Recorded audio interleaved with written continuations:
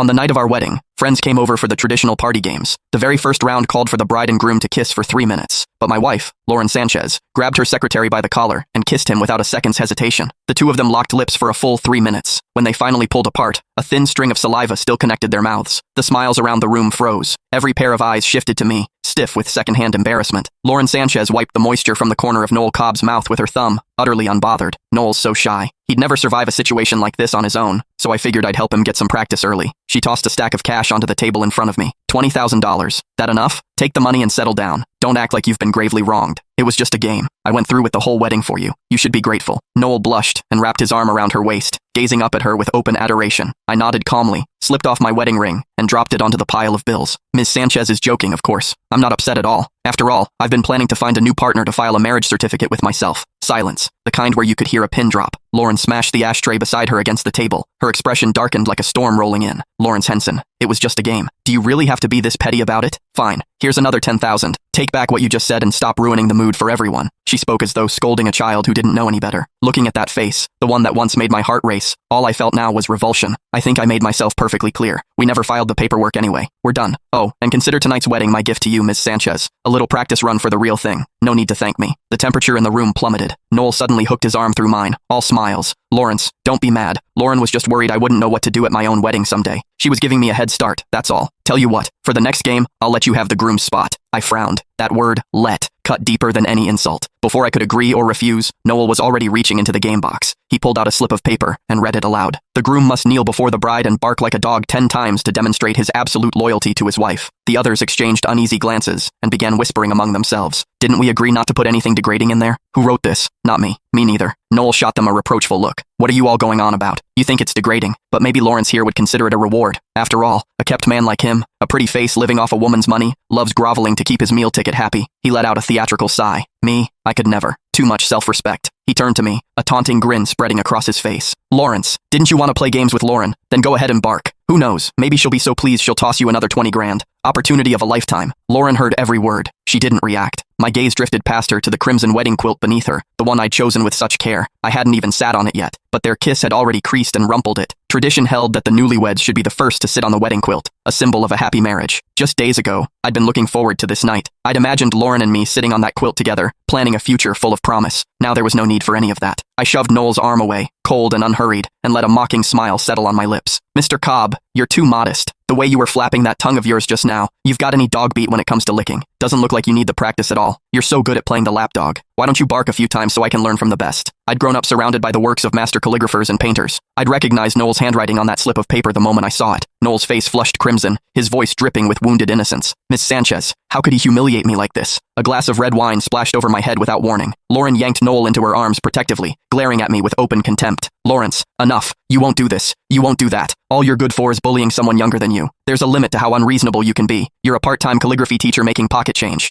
Your salary's so pathetic I'd be embarrassed to use it for gas money. You only live the life you do because of me. Where do you get off thinking you can tell me what to do? A sneer curled at the corner of her mouth. Noel actually helps me carry the load at the company. Forget swapping him into a party game. If he wanted the moon, I'd pluck it from the sky for him. And what can you do for me? You wormed your way into a wedding with me without so much as a decent betrothal gift. You're nothing but a freeloader trying to cash in. So Lawrence, take the money and sit down. If it's not enough, I'll give you more. But if you keep making trouble, I won't go through with the marriage license. Period. My chest ached, tight and suffocating. So refusing to accept my wife kissing another man was making trouble. And 5 years of devotion, of building her empire beside her from nothing, amounted to freeloading. But Lauren didn't know. The betrothal gift had been ready for months. The assets were so extensive that cataloging everything had taken time. I'd planned to present it all the day we signed the marriage license, as a surprise. Now I saw she didn't deserve it. Well, that works out perfectly. I was thinking the same thing. My voice came out cold and flat. I turned, grabbed my coat, and headed for the door. The moment I pulled open the villa's front door, a voice rang out behind me. Hold on. Lauren descended the staircase, chin tilted up, wearing a smile that wasn't really a smile. Lawrence, that Canada Goose parka you're wearing, $100,000. I paid for it. If you've got the nerve to talk about breaking up, then don't walk out in my things. Or can you not afford to dress yourself? Oh, and don't forget to leave every card I ever gave you. The front door gaped wide open. Frigid wind laced with snowflakes bit into my neck, but it wasn't half as cold as what I felt inside. Last winter, right when the cold set in, She'd complained that the jackets I bought were cheap brands that couldn't keep me warm. She'd thrown them all out without asking. The next day, she handed me a Canada Goose parka and told me that things were better now, that she'd never let me freeze again. Lauren knew all of this perfectly well. She was doing it to humiliate me on purpose. In that moment, regret hit me like a wall. Regret for misjudging who she really was all those years ago. One of the guests stepped in, trying to smooth things over. "Lauren, it's below zero out there. Lawrence is barely wearing anything underneath. Without that coat, he'll freeze. It's supposed to be a happy occasion. Don't let it end on a sour note. Just swallow your pride and make up with your husband. There's no shame in that." Lauren, of course, saw it differently. Her lips twisted into a mocking smirk. "We haven't even signed the papers. What kind of husband is he? I spoiled him too much, that's all. Now he thinks he can throw around words like break up whenever he pleases. He should be grateful I'm not making him walk out naked." "Lawrence, don't say I never gave you a chance. Apologize right now. Promise to get along with Noel from here on out. I'll forgive you. We'll sign the license like planned, and you'll still be the man of the Sanchez household." Noel settled in close beside her, all smiles. "That's right, Lawrence. You already lowered yourself to being a kept man. What's with the pride all of a sudden? I'd quit while I was ahead if I were you. It's 2 in the morning. In weather like this, there's not a cab to be found out here, and the nearest hotel is miles away. You'll freeze to death on the side of the road." The moment the words left her mouth, Lauren seemed to get an idea. She picked up her phone and dialed. "Call every hotel and motel in Capital City. Lawrence Henson is not to be given a room, anywhere." My heart plummeted. This was Lauren's obedience test. She wanted me to understand that she could dictate my life on a whim. She was training me to be docile, to swallow my pride and submit. I drew a long breath, then slapped the bank cards down on the coffee table. Without a second's hesitation, I pulled off the Canada Goose parka and tossed it into the fireplace beside me. The flames surged, casting a bright glow across Lauren's stunned face. I turned and walked straight into the blizzard without looking back. The wind cut through me like a blade. Every step was a battle, my whole body shaking so violently my teeth rattled. I kept going until I found an internet cafe that was still open and begged the owner for a cup of hot water. Only after I drank it did the feeling start returning to my fingers. But within minutes, my eyelids grew impossibly heavy. I slumped forward and passed out. Somewhere in the haze, I felt hands on me. I forced my eyes open and found myself staring into the owner's greasy, bloated face. The cafe that had been buzzing with people just moments ago was completely empty now. The metal security shutter had been pulled down over the entrance. The owner leered at me. "Hey there, pretty boy. Out here all alone this late at night. Nowhere to go, huh? Poor little thing. Let me take care of you." The water. He'd put something in the water.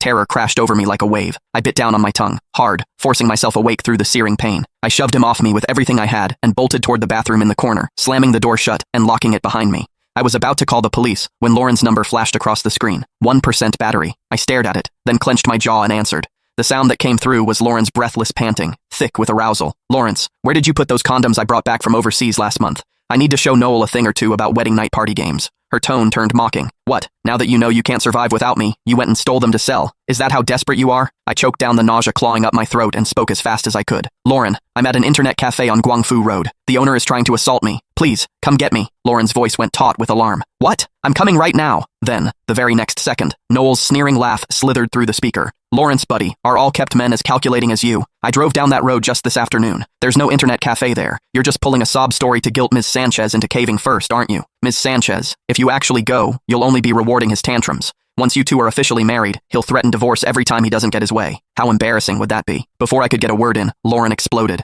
"Lawrence, you are absolutely shameless. You'd stoop to a lie like that? Don't think for a second I'm going to coddle you this time. You want to come back? Fine. Tomorrow morning, you get on your knees in front of my office and tell me you were wrong. Without me, that pathetic little salary of yours couldn't even cover rent on a decent apartment. You'd try to sell yourself on the street, and people would turn you down for the lousy accommodations. Go sit somewhere and think about that." The line went dead. A heartbeat later, the screen went black. Something inside me died with it. Click. The bathroom lock turned from the outside. The cafe owner barged in, grabbed a fistful of my hair, and grinned. "Where do you think you're going, pretty boy? This is my turf. You think I don't have the key to my own damn bathroom? Trying to call your little girlfriend for help? I heard every word. She's too busy letting some other guy use those condoms to bother with you. Now be a good boy and take care of me. Don't worry, I'm not high maintenance. I never bother with protection. Ha ha ha." In the depths of my despair, a thunderous crash erupted from outside. The rolling shutter was forced open.